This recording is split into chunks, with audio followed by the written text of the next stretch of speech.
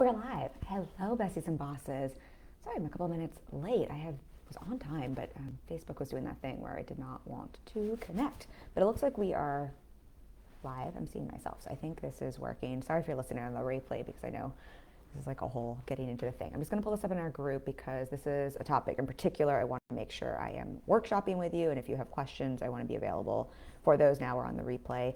I feel like this is a conversation I'm having so much with clients right now behind the scenes. We have quite a few clients who've been in launches.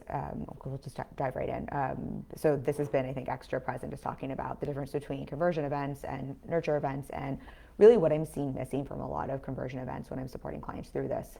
Because I do think, I don't think it's so much that there's a big difference. I know we've been talking so much about like how marketing shifted. I don't think it's so much that what's working in conversion events is different than what was working in the past. I think it's that attention spans are shorter than ever. There's more saturation. People are more mindful of where they want to give their attention. And so some of the stuff we could get away with in the past that I think maybe, I don't even want to say we could just get away with different stuff in the past and it would still convert. We just can't get away with that today. And I think we just have to be on our marketing game and dial up our strategy in a way that we just didn't have to in the past. And I don't think that's necessarily a bad thing. I mean, it just kind of is what it is. I also think we're just seeing a difference in live show up rates and sign up rates and all of that, which is just normal across the board. But we want to be maximizing that in a way where, especially in 2020, when everybody was just home during the pandemic, you could kind of blink online and people would show up. But I think, again, it was a very different climate then. So I want to dive into today, in case you didn't read the title or you didn't read my email, we're going to talk about what's missing from most conversion events and how I'm coaching clients to create ones that sell. I think it's funny. I guess it's one of my coaching superpowers. It's not something I guess I talk a lot about, but I am helping clients a lot with content conversion events. I've helped clients recently go slide by slide through their webinar, completely revamp it. I'm always supporting clients with brainstorming topics, revamping the positioning, the structure of both nurture content and conversion events. Everything from landing pages to sale pages, and I probably just don't talk about that enough. I think it is one of my extra skill sets, one of my skill sets that I probably should talk about more. So use that as an example. You could be a fully booked coach. I'm booked out until November. I have a roster of, what do we have, 24 clients right now. This is probably something I should be owning more, and sometimes we're so close to our work, we forget that until we have a conversation like this. Because I don't think I talk about that a lot. So anyway. I did pull up notes today because there's some specific things I want to make sure I touch on here so that this can be really something we're workshopping together. This could be a mini masterclass for you. Again, if you have questions as we're going through this, let me know. What I want to talk about is overall, again, what's missing from a lot of conversion events and how I'm coaching clients to create ones that sell. I want to talk about the why just sharing value isn't converting like it used to. And I don't want to make that wrong, but I do think in some cases that can hurt our momentum. I'll share a personal example around that. Talk about the difference between nurture content and conversion content. I think there are a lot of similarities, but I do think there are some distinct differences, and I think that could be really helpful for you. Whether you're launching, creating a conversion event for evergreen content, if you're more of like a one-on-one coach like me and doing things just to help get people off the fence, I think that's helpful to know. And then I'll just share some things I'm supporting clients with in terms of how they're structuring their conversion events, whether that's a masterclass or a webinar. I guess people are still doing challenges. I don't think those are as popular as they used to be, but just kind of overall some of the things to think about that to increase not just signups, but really the sales on the back end and teaching people why you and your program specifically. So that is what we're going to dive into. I hope this is valuable. I mentioned this topic, I know, a couple months ago, and a couple of you said that you really wanted to dive into this. So that is why I'm bringing it here. If you have other topics, BTW, that you want me to cover, this is literally what someone told me they wanted to hear. So I will tailor the content around that for you. Okay, so let's dive in. So I think what I put in the email around this, and I think what's just helpful to name, is I really in the past when I think, let's just call it, I think everybody knows what a conversion event, but I shouldn't assume. So when I'm talking about a conversion event, I mean something that we are specifically having people sign up for, that we are sharing some sort of content that we're selling off the back end, and usually, if we're structuring this correctly, right, we have a follow-up sales sequence. So it is essentially a sales funnel. It is something like a masterclass, a webinar, a challenge, I think, we could do live conversion events. I think sometimes people do like mini series, mini courses. But again, it is something, what I'm thinking about here when we're talking about a conversion event, it is content that is designed for a conversion as opposed to nurture content. So like, we're kind of on the same page. When I think of nurture content, I'm talking more about those daily touch points, what we might share on Instagram and the Facebook feed, what I'm doing here on a live stream, on our podcast. So content that we are sharing regularly that is more intended for nurture than that conversion. That being said, all of our content works together to support those conversions, but just so that we're like talking, we know we're on the same page here. And so I know for myself, I've been hosting master classes. We'll just use that as an example for the conversion event. And so I've been sharing content every day for 9.5 years in business, so nurture content. And I started hosting master classes, I think, probably 7 years ago. And at the time, I was running one once a month. And that would be my conversion content. I was doing opt-ins of freebies before that, and then I switched over to more of a masterclass webinar format. And so I've been doing those for a long ass time. So I think I'm pretty qualified to talk about this. That's a big part of what grew this Facebook group to the size it is. We actually deleted or removed 3,000 or 4,000 people. So, and we still have 18,000 people in here. It's what helped. One of the things, I would never say it's one thing, but it's one of the strategies I used to get fully booked for the first time. And I've been fully booked now for 6.5, almost 7 years, with 20 to 25 one-on-one clients. Just for context in terms of why you should even listen to me around this. And obviously, I've supported many, many clients with this to launch successfully, to make their first 6 figures. And I've supported many clients to use these sorts of strategies to scale to multi-six, even to take their businesses to the $1 million mark with particularly launch strategies to sell everything from memberships, courses, group programs, masterminds. So one to many. So not all of my clients sell one-to-one. Again, just so that you know like why you should even bother listening to me around this. I have a lot of experience around this. I've been doing this for a long ass time, and myself as well. And so I know for myself, when I used to do master classes, when I was doing them once a month, and that's kind of like I did that for a year or two to grow this group and to get fully booked. I really treated a master class more like it was like a longer live stream that people signed up for that I sent sales emails off the back end.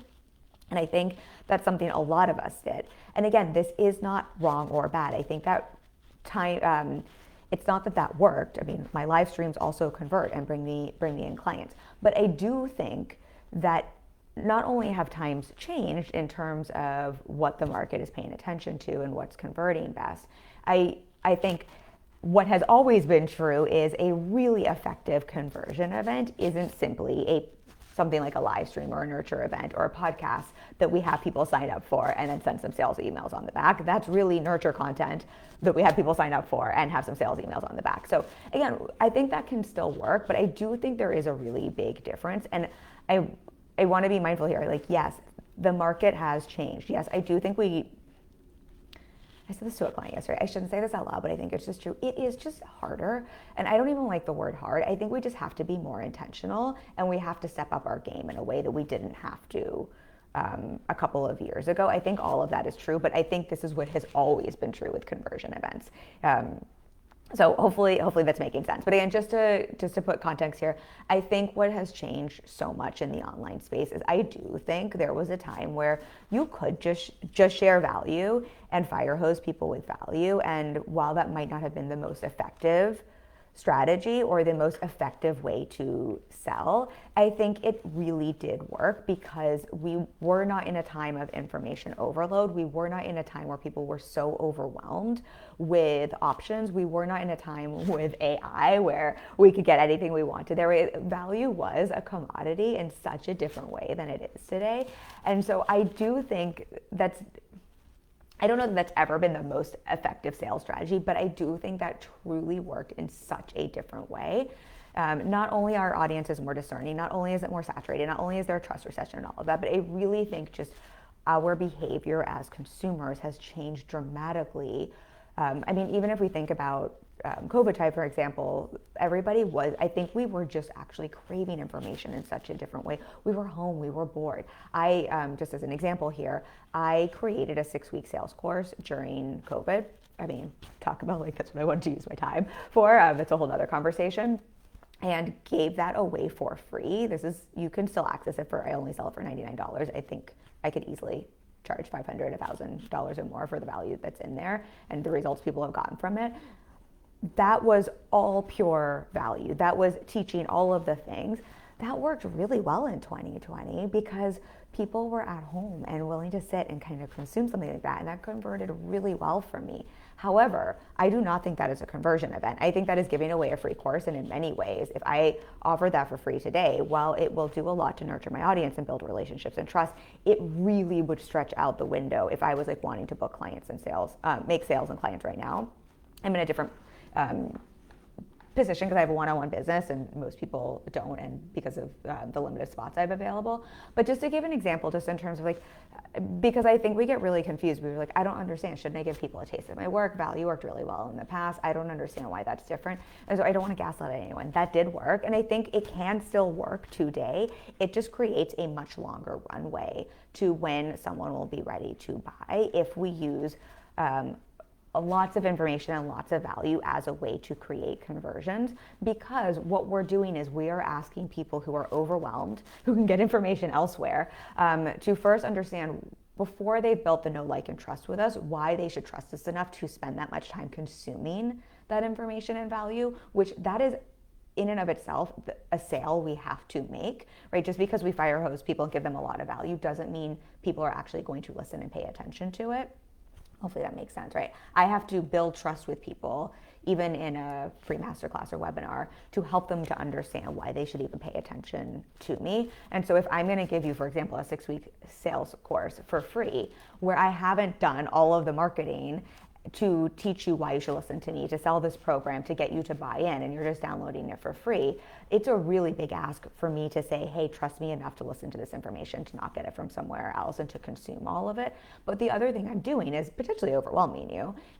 Potentially you haven't bought into me and why you should even listen to this information. But I'm also really extending the runway between when you need to take that, consume that, think you have everything you need, implement that before you're then ready for maybe my next step. And so I think that's also just something why, again, we want to be really mindful of just share value. It's not that value is wrong or bad. I think it's the type of value we want to share really has to shift, both for the current time we're in, where information is no longer a commodity. We used to be in the information age back in the past. It was a commodity. It's not a commodity the same way anymore.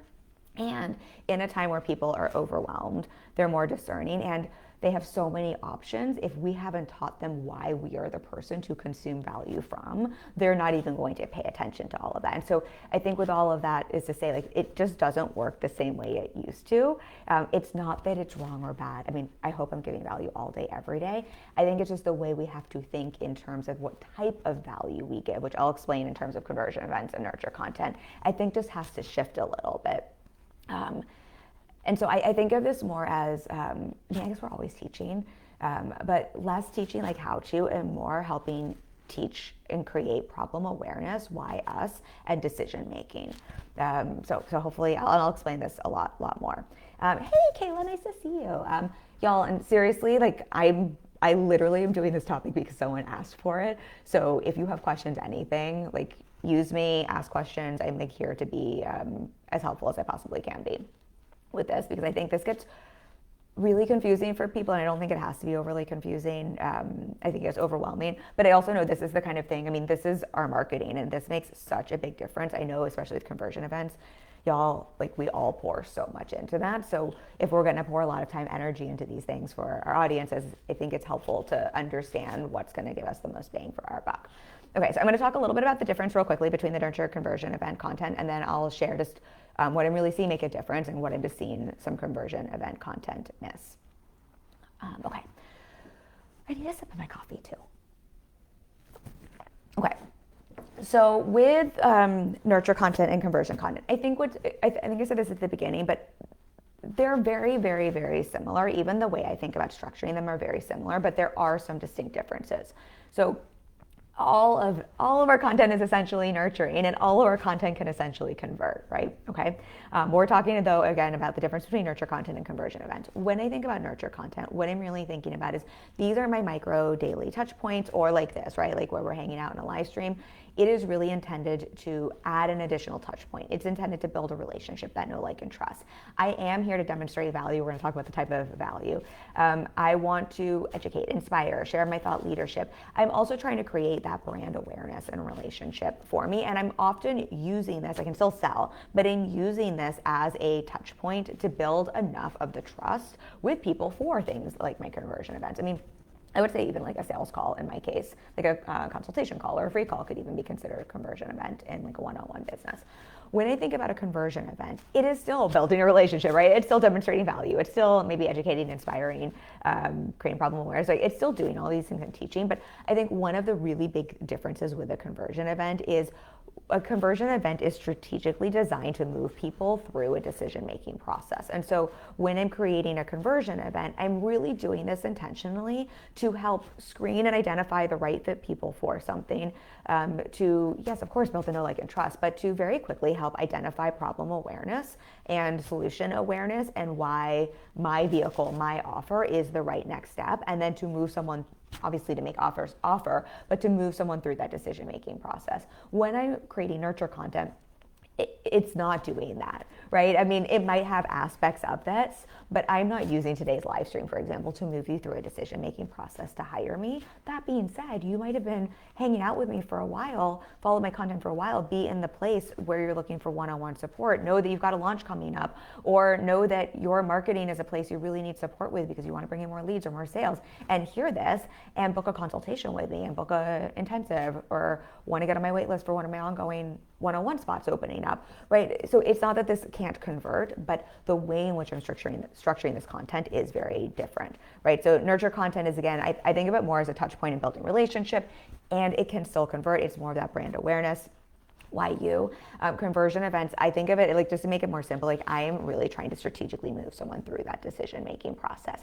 It's similar to how we think about a sales conversation versus if I host for those of you who are coaches, but like for any of you, if you host a free like mini taste test to your offer versus a sales conversation, while they both can create sales and clients, you're structuring them in a different way. Right? They're both leading to that sale, but a sales conversation really is designed to strategically help someone to make an clear, informed, empowered decision, right? We want to help them to get that clarity. So I think that can just be a helpful way to think about the two. And the way I think about these strategically, when I'm working with clients, I'm always thinking about how do we have a holistic marketing strategy.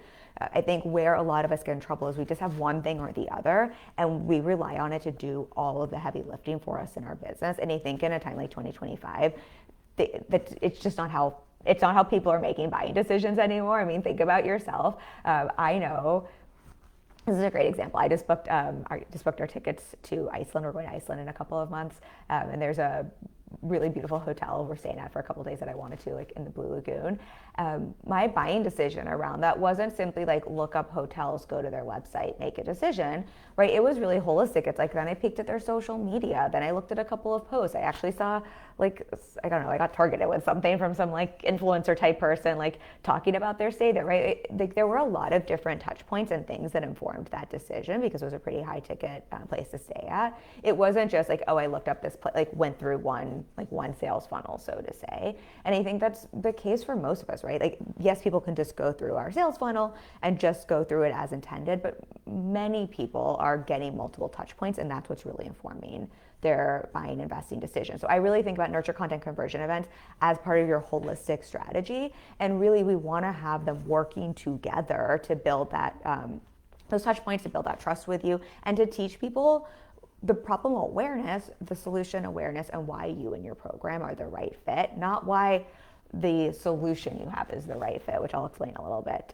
more. And then I think of both as also really right now, I think this is always the case, but I think of both as how am I using both nurture and conversion content to really specifically teach people how this is a Russell Brunson quote. I think Russell Brunson might be problematic, but I think this is a good teaching of his. How have I learned and earned something? I think is really important to communicate in both forms of content, because I think that's how we start to differentiate and teach people why to pay attention to either our nurture content or to our conversion event content. I'm just gonna see if I have questions. No, okay. What I'll say too is what I think in general, and then I'll share some of the, like, go in depth a little bit more the core differences, and then what conversion event content I really am supporting clients with that I see as missing. As a general framework, if this is just helpful for people to hear, and this is, I am not big on one size fits all. I break my own rules all the time. In general, if I was just trying to distill, how do I think about whether it's a social media post, this live stream, or a conversion event, what's the general, because I had someone ask me this recently, what's the general framework I'm looking at including? What I'm looking at generally including for all content, and then we'll talk about the differences, is, again, how did I learn and earn it? Why should you listen to me and pay attention to me, right? What is my social proof? Whether it's client testimonial, whether it is a personal piece of social proof, or where it's I'm showing you literally how I came to this information. I think we forget how important that is. If I just give you information without telling you how I learned and earned this, you're just gonna think that's really nice information. You're not going to really understand why you should, or you'll just tune me out, right? You'll read my hook, and we need to understand why someone is worth listening to. And then I want to create problem awareness. I want to share my specific solution and framework and create solution awareness. I think Russell Brunson would call that the vehicle in terms of how I support people. But I want to create awareness around the problem that I help solve. And I want to create awareness around why I believe my solution is the right solution. And then usually I'll teach some sort of framework or concept or nuance around that.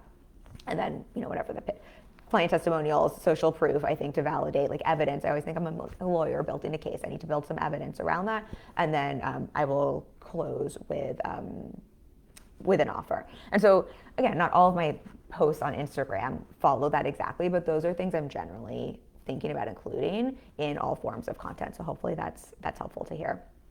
Okay, let's just talk a little bit more about the core differences between nurture content versus conversion events. And the reason I want to share this is, again, because, I started really changing the structure of my conversion events. I want to say about a year ago when we started running ads. I just started paying attention to it more.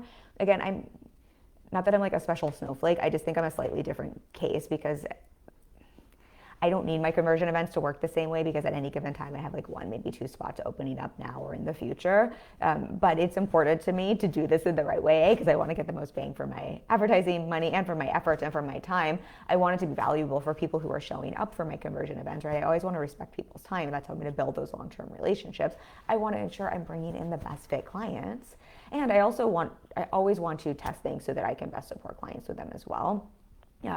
And I really, really and truly think about, it was just about a year ago, I looked at one of my master classes, and I was like, oh, this is fascinating. I am treating this like the biggest piece of nurture content ever. It is not a conversion event. I was fire hosing people with information, which, again, we'll talk a little bit more about. But I really wasn't treating it like a strategic conversion event. I was really just teaching it like we're going to hang out for 2.5 hours. It's like a piece of nurture content that you sign up for and I sell off the back end.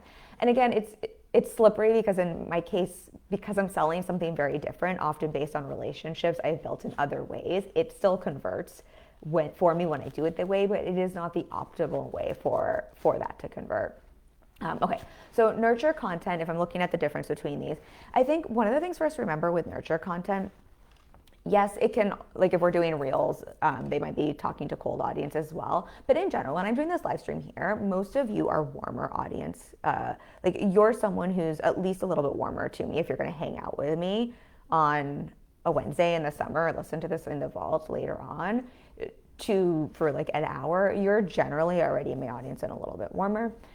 I'm, again, using this. Yes, I'm going to tell you, we've got a strategy intensive that will open up. And I'm booking waitlist spots for November, December if you're interested in ongoing support. Right, I am going to sell, but it is a much more casual conversation.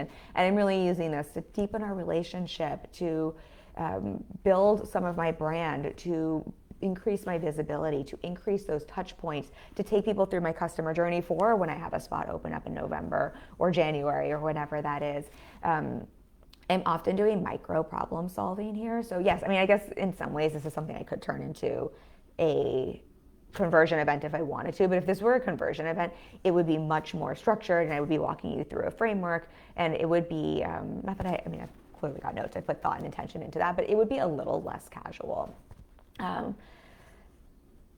Usually I'm a little bit more story driven, casual, it's my thought leadership, and I will also just pick all sorts of different topics I'm interested in having conversations around.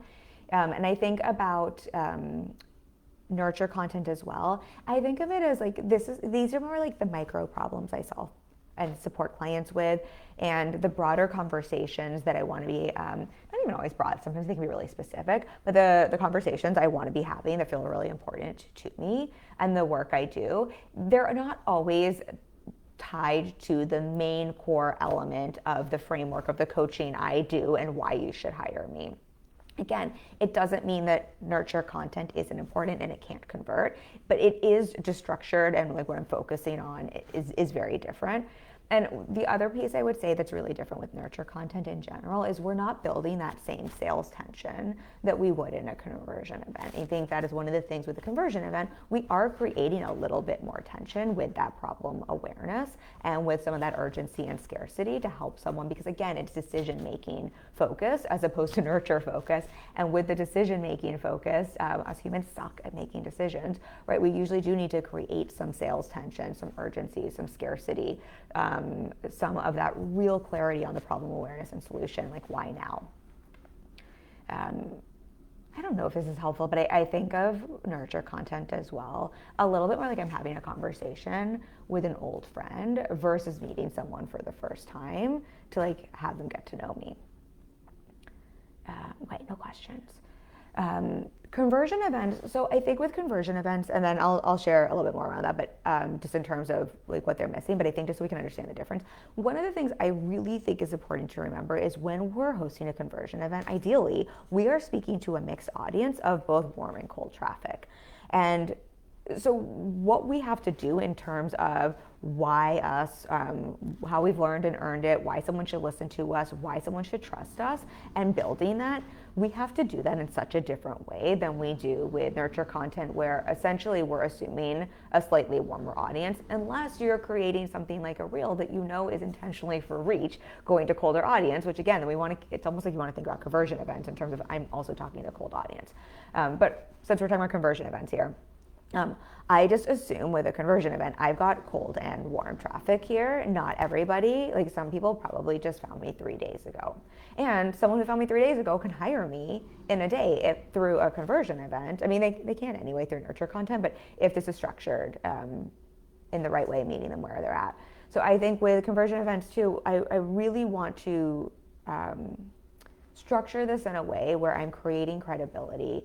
I'm creating relevance to what is really pressing for someone, especially if they're new to me, and why they should pay attention to me and listen to this and hang out with me for 45, 90 minutes, or however long the conversion event is. Again, if you already know me and you've been listening to my content for years, right, you know I'm hopefully that I'm going to deliver and this is valuable, right, that we've got a different relationship. I've earned some of that trust by showing up consistently, by sharing value that helps you get results. If you're new to me in a conversion event, I haven't earned that yet, right? I need to make sure that I'm doing that so that you pay attention to the rest of the class or whatever I'm teaching. I also, with a conversion event, because the intention is, again, to help facilitate that decision, I want to create clarity in the class around, I think about this as a sales conversation, right? Like my job is to help someone to get clear on if this is what they want or not, and then to help them to make a clear and informed and empowered decision to move towards that, away from that, right, to make that decision. So that's what I want to do in a conversion event as well, which means I need to create enough clarity for someone around, is what we're talking about relevant to them? Is it something they want? Is this the problem they have? And is this problem important enough for them to solve? Is my solution or vehicle the right solution for them, and do they want to move towards this or not, right? So I really am trying to facilitate that decision in a way that with nurture content, it's all supporting that decision, right? It all still has the same goal, but it is not in that like same strategic way, the same way a sales conversation might be.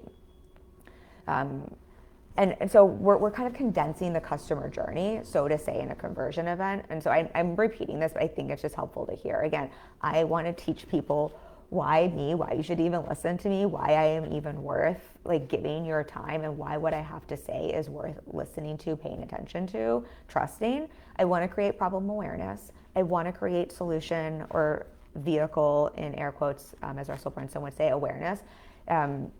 So the solution, like what's the right solution for them, which is what it is you offer, what it is you're teaching. I want to give some value around that. And then I want to help them understand the vehicle in which I deliver that solution. So in my case, one-on-one, right? Why that vehicle, why my offer, and why me delivering that vehicle, driving that vehicle, so to say, are the best fit for someone. I think where a lot of people get things mixed up in all sales, this isn't just conversion event, is we get to the vehicle, again, I just want to give credit where credit is due. I think that's Russell Brunson's language.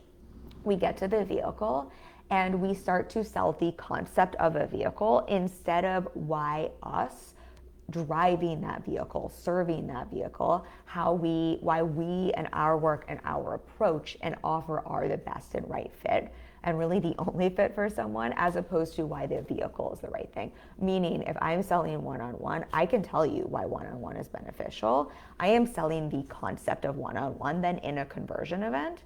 And I am basically doing the marketing for every one-on-one business coach in the world in my conversion event, not necessarily selling my own one-on-one. That is very, very different than me having a conversion event where I am selling both the solution and the vehicle and telling you why my one-on-one is different from pretty much everybody else's one-on-one, which I really believe to be true, and why that is the right, best, and only solution for someone if you want to solve a specific problem, have this solution work for you, and get these specific results.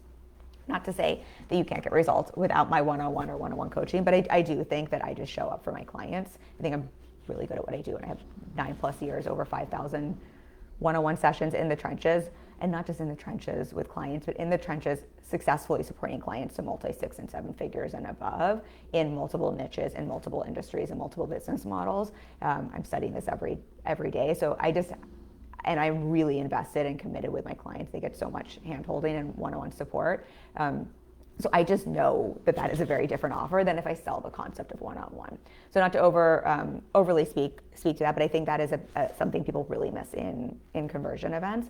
And then generally with a conversion event as well, we are, again, not that we can't do this in nurture content, but I think we are just a lot more strategically and intentionally creating basically a condensed customer journey. We are taking people through a funnel. So we usually are speaking to and overcoming some objections and building some of that urgency, that scarcity, and overall trying to create that sales tension.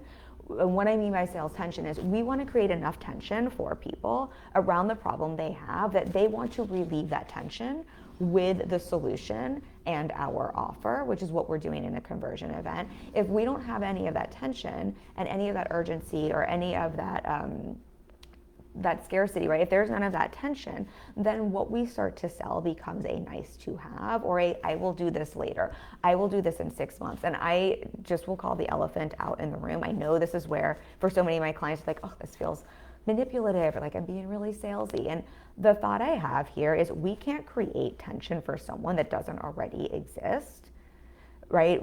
It's not like we're being mean and creating tension. I can't create urgency around a solution for something that someone doesn't fucking want or someone doesn't have a problem around.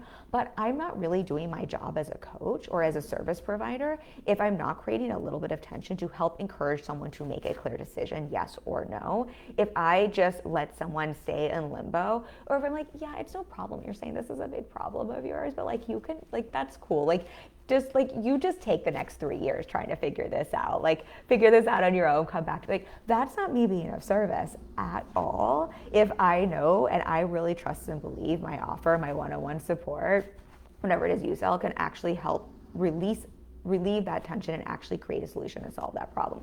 It's only slimy and gross when that is not true and we're trying to create and manufacture that tension, or we don't actually believe we can help facilitate that transformation or result. I use the gym as an example a lot. I'm so grateful to them for creating some tension for me in the sales process, because it was an expensive, they opened up a gym a couple of years ago across the street. It's a pretty stupidly priced gym. And I was sort of like, we have a gym in my building, why would I join this? I was like, my husband wanted to join, and I went. And they did a really great job of creating some problem awareness, solution awareness, and creating tension for me, and creating some urgency and tension I needed to relieve. And I'm so grateful to them. I literally said to one of the coaches yesterday, you have changed my life. This gym has changed my life in every way, between my health, my fitness, but also my community, my well-being. I mean, I cannot tell you how many things that this investment has like changed for me. Had they not created that sales tension for me, I know for a fact I had the money, right? Like that wasn't the problem. I just would have been like, this just doesn't feel like a big enough fire to put out. This is like, I'm in good enough shape. I've got a gym in the building. Like I just don't see enough of a need here. And I don't know that I ever would have joined. Maybe no, I actually don't know that I ever would have joined, because I would not have known what I was missing out on, and there would not have been enough tension for me to relieve, to want to relieve, and I, my whole life would fundamentally be worse. Anyway, I'm going off on a tangent here. And I don't want to go off on a tangent, and I want to keep us focused on what conversion events are missing, but this is part of that, and I think there is an element here where we forget the importance of that in sales conversations, conversion event or not. Okay, and one sip of coffee, and then I hope this is valuable, because this is a longer class or mini master class live stream. But I'm going to stay on for about 15 more minutes, because there is a piece here I want to share just in terms of a couple more things about conversion events specifically. Okay, so what I'm coaching clients through when we're looking at restructuring their conversion events, and I've done this quite a bit recently, like one of my clients, I think I mentioned this earlier, she just brought her webinar slides to me. We went slide by slide through and basically restructured her entire webinar. I have a couple of other clients in launches right now where we've either gone through portions of this where it's feeling sticky, or where we like just look at the back end on the sales pitch, but where we've just spent a lot of time, I mean, like really pulling up the actual content itself and just working through it. I have quite a few other clients where we're really strategically brainstorming the topics and the flow of their class. And so I just to say, like, I really do think like one of the differences between conversion events and nurture content is how much intentionality goes into it. And I just want to name, I don't think it has to be hard in air quotes work, but I really see conversion events and marketing that is working in 2025 is across the board more intentional. I know I am far more intentional writing a piece of content than I was a couple of years ago, but I think conversion events in general, it's why I don't offer one every month anymore, because it just takes so much more intentional thought, time, effort to plan these out than they used to. So I'm just saying that not to say like, oh my God, it's so hard, but just to normalize that, because I think otherwise people gaslight themselves and they think it's like taking 2 minutes for everybody else, and that's just not the case. I have clients investing a lot of money to spend a lot of like multiple sessions just diving into some of the things they've already spent a lot of time working on. And so I just want to normalize that that's just the case. But also, I think if you're going to put that much intentionality into something like a conversion event, you want to know what to include so you can get the most bang from your buck. So I said this already, but I'm just going to, like, these are things I'm seeing that I'm missing, so I'm just going to keep repeating because I think we need to hear things more than once. I cannot speak to this enough. Your earned credibility and why someone should listen to you is so important here, because, again, a lot of your audience is going to be cold, and people just don't know why they should pay attention otherwise, and otherwise people will drop off your webinar or masterclass. So your earned credibility, why they should listen to you. Again, I really, this is where, whether or not Russell Brunson's problematic, I just think his term of how did I earn or learn this is really valuable.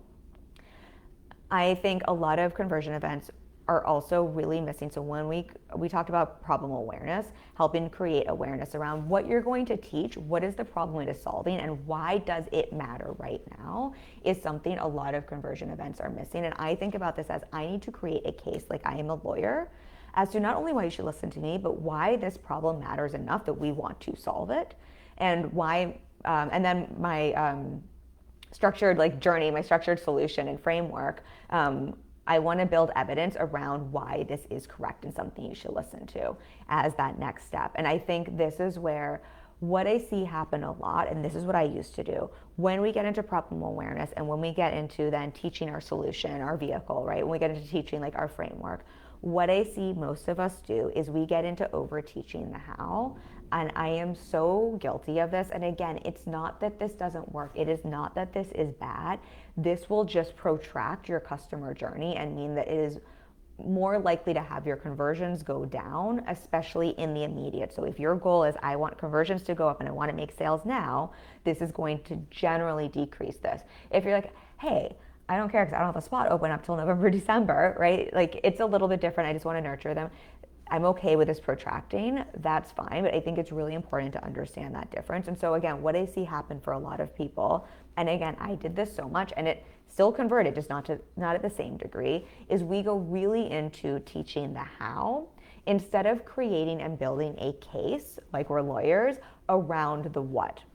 Now, I think, again, just to like speak to the mindset around this, I know personally, I was like, oh, but that feels like I'm holding back. You don't have to hold back, give people everything. Like, why wouldn't I like want to give them all the value? This feels like it's cheating people. This feels like it's a bait and switch. And so here's the thought process I've come to since, just to help address that.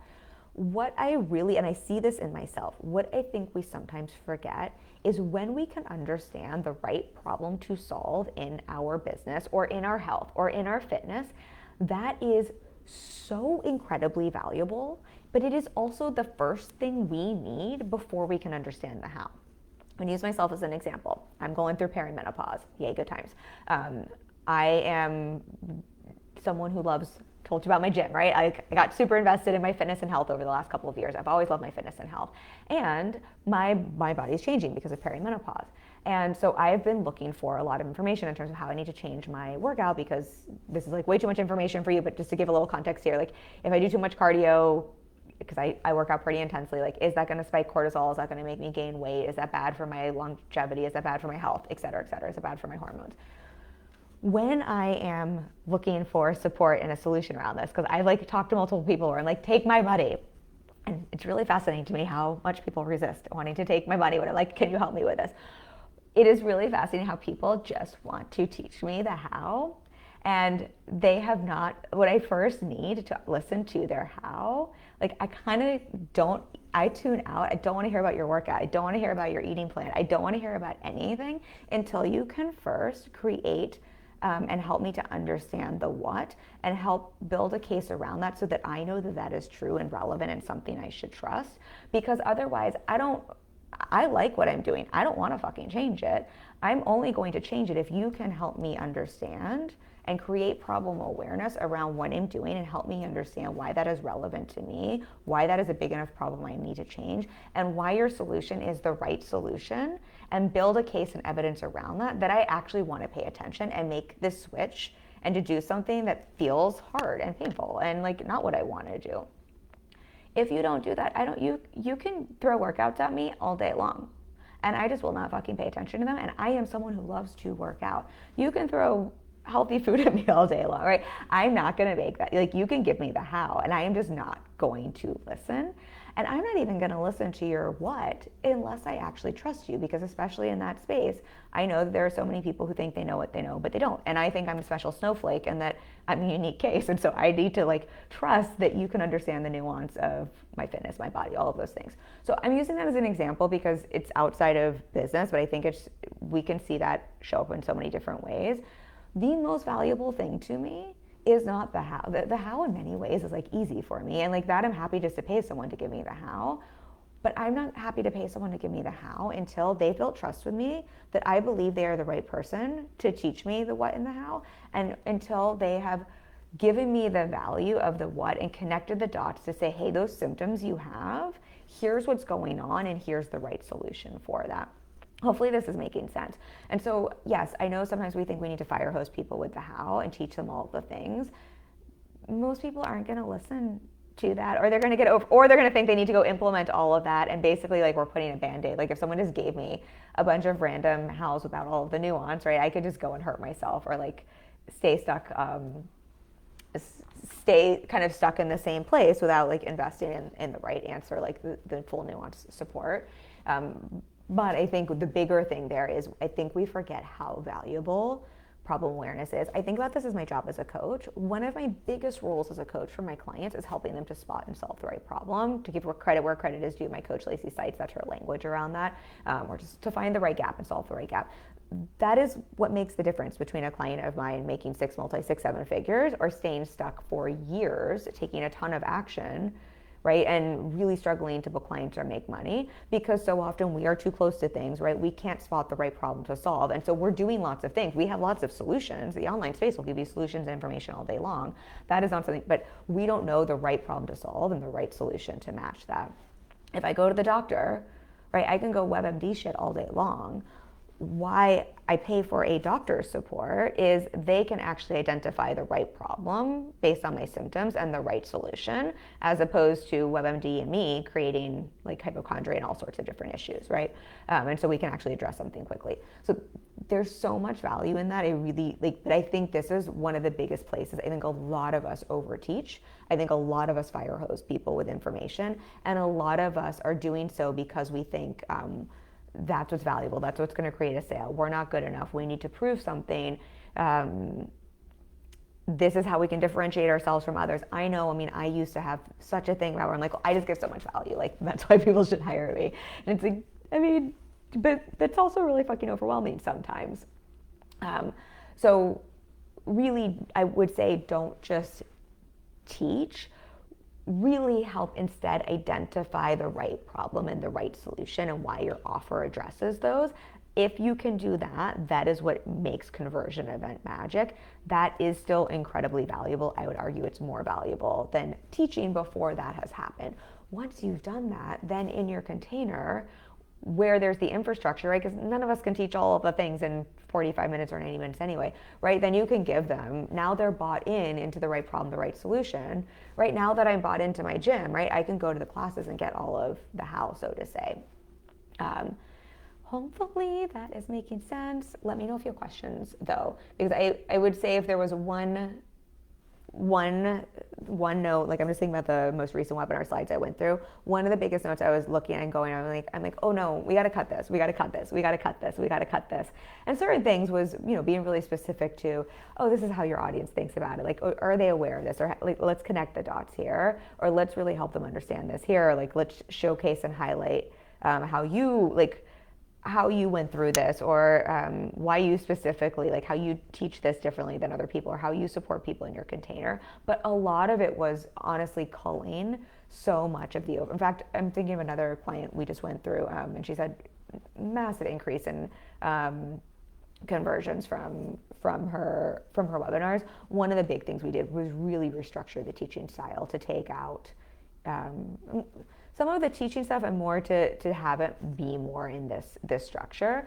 And I think what's really fascinating is I see when I do this, I this is how I structure my master classes now. I have people tell me like the last master class I did, one of my clients, so like this is someone who's already bought in, but wrote me and he was like, I just took 7 pages of notes. That was so valuable.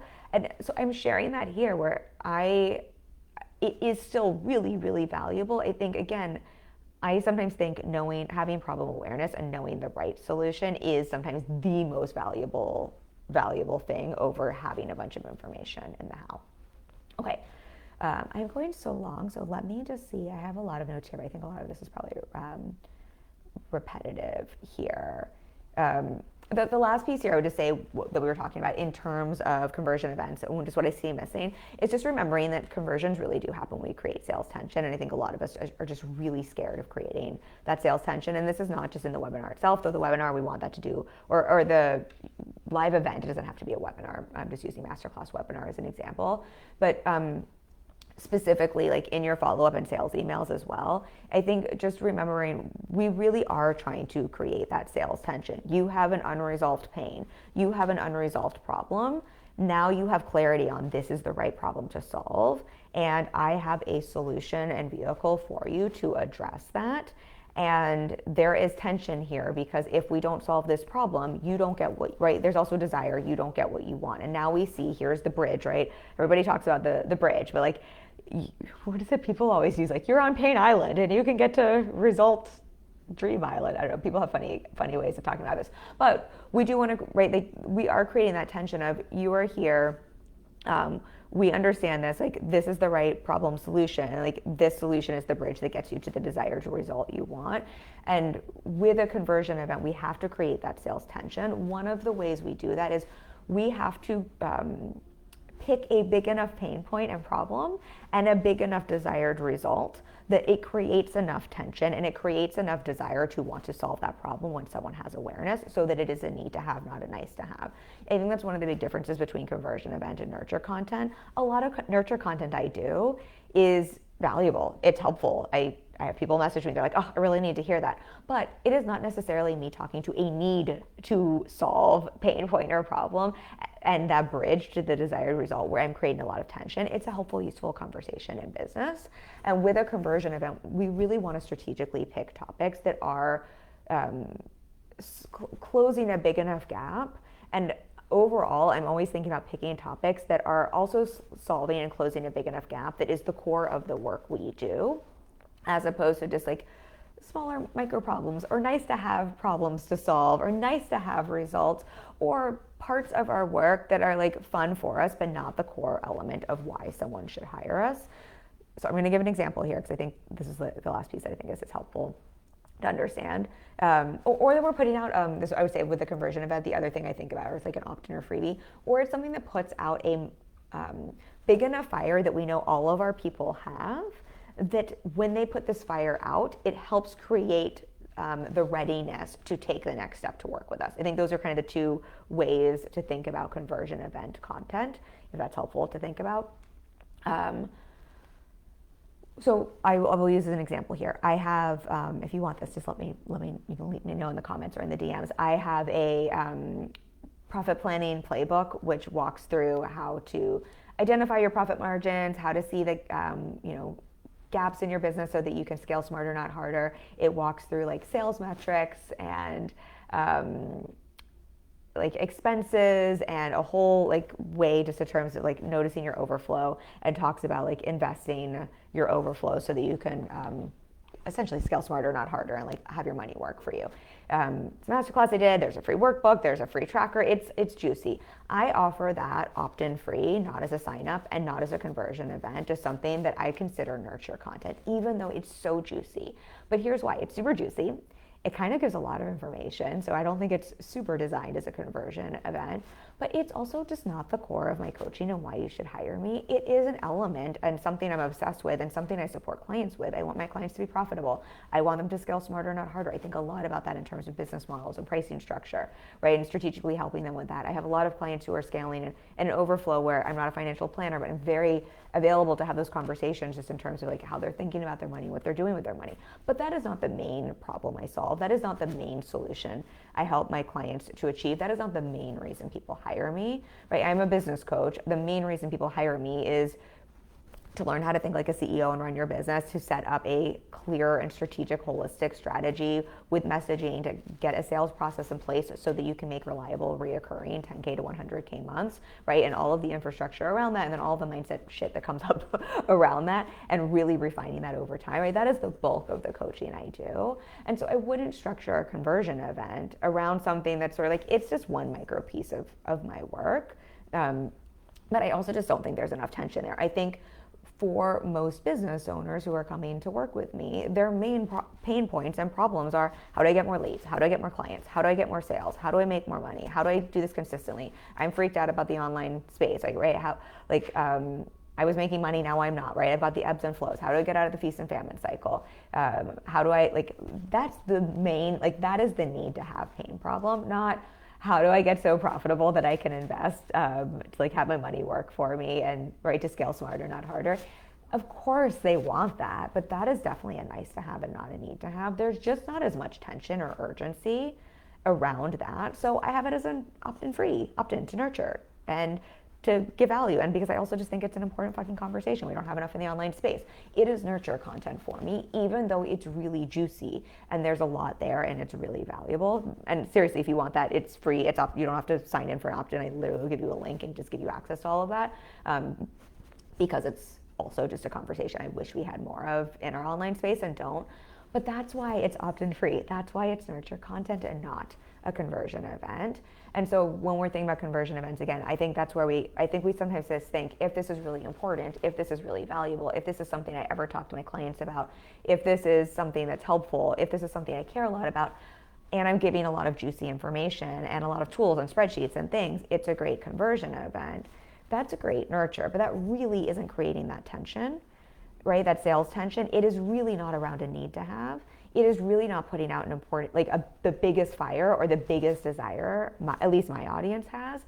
And it's also not around the core of my work. And so nurture content finding. We talk about all the fucking things, right? We're building a relationship. We're creating that holistic strategy and touch points conversion of anything. We really want to keep that again around your core framework and process, the core problems you solve, the need to have, identifying those need to have problems and solutions your people want, or putting out a pressing need to have problem, or giving someone a pressing need to have solution, like micro solution, micro pain point that sets them up to be ready for the next step with you. My last masterclass, I gave you all a template for highly converting, the template I created based off of our highly converting landing pages. That is like value and how to, essentially. But I know that is a immediate pain point, and it solves and helps close, and it like gives an immediate solution that's really valuable to the type of client I want to work with. And when they have that, it also sets them up for more of our work together, because it also helps them to identify problem awareness. Oh, I've got this framework. I know exactly what to do. This puts out that fire, but I actually need help with messaging. I actually need help with positioning. I actually need help figuring out what conversion event to promote on this landing page in the first place. I actually need help with my sales emails off the back end, right? It really helps both solve an immediate, like put out a small fire, but it also helps create awareness and that gap of, now that this fire is put out, I now see all of the other things I need support with. Okay, hopefully that makes sense there. I'm just seeing if there's anything else, because I have now gone really, really over. I think I'm gonna wrap this up. I have a lot of other notes here. Man, I could just like teach a whole like course on this stuff. It is so wild. But I think that's, otherwise I'm gonna like not be walking my talk here, and I will be over teaching. Sometimes I say don't do as I say, do as I do. But this is actually important for me to close out with. This was something I was reminding one of my clients, because they were wanting to model something that I did. I'm always mindful of what I'm modeling and representing, but it's really important that I keep highlighting. I have a very different business model and very different goals in my business than most people who are running a business and nurturing and setting conversion events up. I have a handful of week-long strategy intensives opening up over the next couple of months. If you want support, by the way, with your conversion events or your content or your messaging or your positioning or your sales funnel or your sales emails, or putting this all together so you have a holistic marketing strategy and customer journey that is designed to, yes, bring in the right leads, nurture the right leads, but also bring in more of the right clients and sales for consistent and reliable revenue. It is what I'm excellent at. You should definitely book a week-long strategy intensive with me. I'll drop a link for a free coaching consultation. But I've only got a handful of those. And then, yes, I have one-on-one spots that open up, but I don't have one opening up until November or December. If you want to get on the wait list for that, you can also book a free coaching consultation with me. The reason I'm saying that is, if I had 10 spots I wanted to fill because I was filling my coaching roster, for example, if I was selling a course, something new that I was launching, if I had a mastermind I was filling, if I had something different where I really needed to actively sell in a different way, I would probably be doing things slightly differently. And so I just say that because I think this is why we also get into such hot water when we just look at what other people in the online space are doing, because we don't always know their goals. We don't always know why they're doing something. We don't always know what the strategy is behind that. Most people are very strategic, but you can like funnel hack someone's thing and think like, well, this worked for Amy Porterfield, for example, but Amy Porterfield has a very different business. She also has built massive fucking brand awareness for however long, right? She can do very, very different things. Like even if you were to go look at her reels, for example, and try to model your reels off of hers, because we have to remember her reels work in a very different way than my reels might work, because she just has that much more brand loyalty, awareness, relationship that she has built than I have. And I've already built a lot of that. And so it's not necessarily what she's doing is working. It's oftentimes because she has a holistic strategy and brand that some of those things are working. So all of that to say, I hope this was valuable for you, but just being mindful of what you're modeling from others as opposed to really looking at your own business and what your business is telling you and what your current goals are and what the problems you need to solve in your business. And then what I would say, just to kind of put a cap on what we were talking about today, is just understanding more and more. I think this has always been the case, but more and more I just see how necessary it is to have that holistic strategy if we want to consistently bring in leads, clients, revenue, and sales. that whole six strategy can look different for everyone, but we really do want some of those micro nurture touch points, and then having something that is some sort of conversion event. And I want to remind you, a sales conversation, a free call, a free audit, those can also be conversion events. It doesn't have to be something like a webinar. But really understanding how those all fit together, and then just understanding what you're wanting to include depending on what your goal is. So if you're nurturing people, right, it might be a little bit more of your values and why you, and you're creating that brand awareness, creating that relationship, having those micro conversations, speaking to some of those nice to haves. If you're really wanting to create conversions, it doesn't always have to be a conversion event, but if you want conversion content and conversion event content, really thinking about that more as, how do I help to create a little bit more of that sales tension? How do I do less teaching on the how and more teaching on the what? What is the need to have problem? What is the need to have solution? How do I teach them why my vehicle, my offer, my approach, my work is the right way to get them what they want? How do I create some urgency, scarcity around that? Okay, I love you all. Is there anything else I wanted to say in here? I mean, there's a lot, but anything super, super important? I think we'll pause there because otherwise I'll make it overly complicated. I love you all so much. I hope this was valuable for you. If you have questions, comments, drop them below for me. If you want support with this, again, I will drop a free coaching consultation. I am booking strategy intensives. I'm also opening up some VIP days in the fall and winter if you're coming into New York City, which I love so much. I just renewed my membership at Soho House so that I can take y'all there. So especially since we're having less and less of the one-on-one spots open up, though I do have waitlist spots for those. And I generally give my strategy intensive and VIP clients first dibs on those one-on-one spots when they open up, or if they open up unexpectedly. But a VIP day is a really, really fun way as well for us to get to spend the whole day working together, diving into not just the holistic strategy of your business, but I get to then sit with you and we can literally map out and like write content together, work on those slides, map out that whole strategy. I love doing those in a really beautiful location with lots of yummy food and drinks. Okay, so I'll drop a link for free coaching consultation. Oh, I did have one other announcement. If you want to be coached by me for free, I totally forgot this. I'm like, this is like so exciting for me. If you want to be coached by me for free, because I don't have a lot of availability, I love offering free coaching sessions. I do not get to offer them very much anymore. So I am dropping applications if you want a free coaching session, where if you are selected, I'm picking like one, maybe two per month. So apply, because you'll still be on, I'll keep your application for future months. We will record your session, and I'm going to take all of those recorded coaching sessions and put them into a private podcast feed for more people to benefit. So this way, even though I can't coach all of you for free, I can coach a couple of you and we can share that, because I just so believe what is personal is universal is the therapy term. So I know if I get to coach a couple of you for free, you're gonna get a ton of value, and it's a nice way for me to connect and to be of service and to give back. But I also know whatever we coach on is something that so many people here also need to hear or want support with.